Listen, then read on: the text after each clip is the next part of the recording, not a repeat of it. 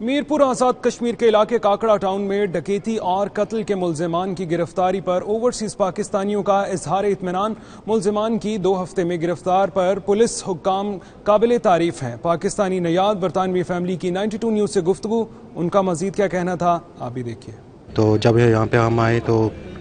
ہماری والدہ کی ڈیتھ ہوئی تھی، تو پھر ہم نے یہاں پہ آ کر ایف آئی آر درج کروائی ہے۔ ایف آئی آر درج کرانے کے بعد پولیس نے ہمارے ساتھ بہت اچھا تعاون کیا ہے اور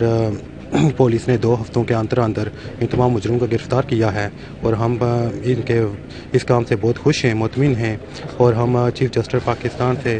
اور وزیر اعظم سے اپیل کرتے ہیں کہ ان مجرموں کو سخت سخت سزا دی جائے۔ میں انگلینڈ میں تھا،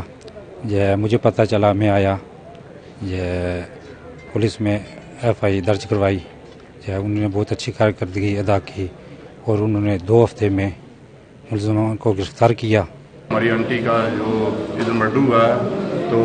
ہم اسلام گڑھ پولیس کا اسپیشلی طور پر ایس ایچ او وسیم نواز صاحب کا شکریہ ادا کرتے ہیں کہ انہوں نے تھوڑے سے وقت میں ملزمان کو اریسٹ کیا ہے، اور اس سے